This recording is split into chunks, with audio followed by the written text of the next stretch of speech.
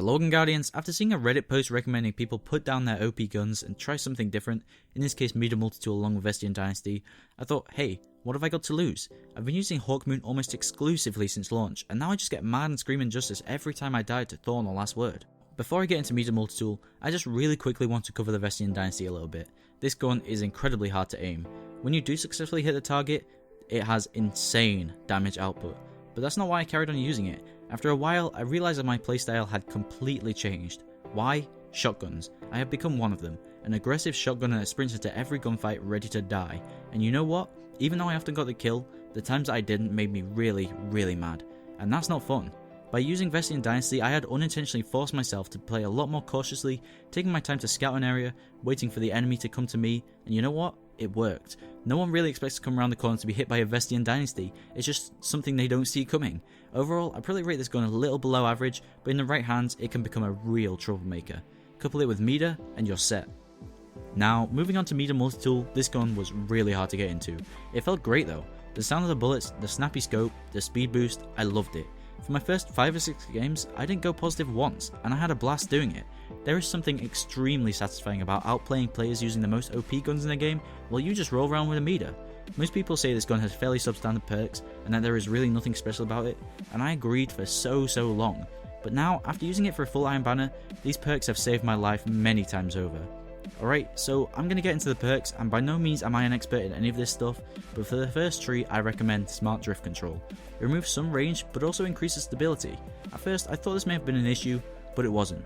Most maps are so close range that you'll never see any damage drop off. I haven't noticed the Mida do reduced damage at any range as of yet. The small increase of stability also makes the kick of the gun super easy to control, allowing for the chaining of constant headshots. For the second perk, we have Third Eye. At first this seems fairly meh, considering every scout rifle can be rerolled to get this perk, but I adore it. With a long range scout rifle, you'll find yourself spending a lot of time aiming down the sights while scouting an area. You need to be 100% ready to shoot the enemy before they shoot you, giving you that little upper hand that you need to defend yourself from 2 shots from Thorn. This perk usually comes in handy most when there are 2 corridors you need to keep watch over. With most weapons you'd have to keep turning around and watching your back or side to stop people sneaking up on you. With Mida, you can just face one corridor and pay full attention to it while keeping a keen eye on the minimap for any red markers. For the third perk tree, you have a choice between Lightweight, Quick Draw and Field Scout. Without any hesitation, you should be using Lightweight. The movement speed while using the Mida is without a doubt what makes it an exotic in my eyes. Couple this together with the 4th perk, aptly named Mida Multi-tool, and you'll find yourself moving around at speeds you never knew were possible.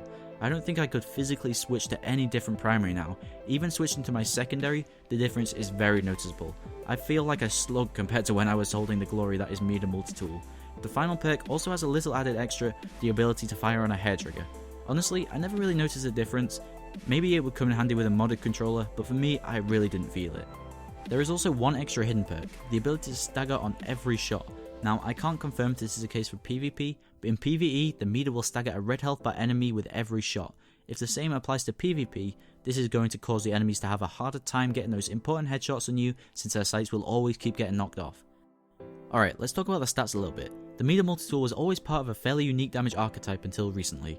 With a higher fire rate and lower impact than your average scout rifle, it was much more forgiving if you were to miss a shot.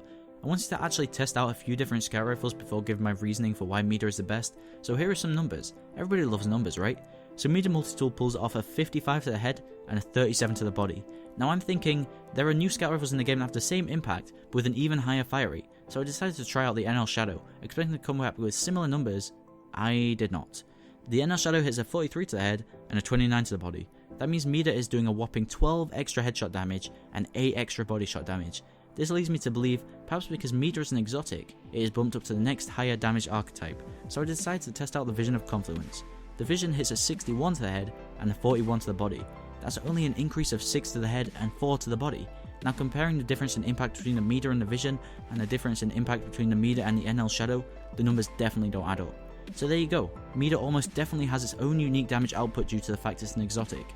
Mida is also unique in the fact it has a natural maximum reload speed without use of any extra perks. Couple this together with some scout rifle reloaded gauntlets and you're never going to have an issue reloading. Okay, I think I've covered everything I needed to for the Mida Multi-tool. This was supposed to be a quick review, but I think I've gone a bit overboard. As a small overview, I wanted to briefly talk about the strengths and weaknesses of the Mida. Avoid close range gunfights as best you can. If you do end up in a close range situation, chaining headshots on a moving target becomes near impossible. Switch to Vestian Dynasty for these moments. Try to find spots where you are far enough away from a flag so that you can easily pick up targets, but at first glance, they won't always notice you.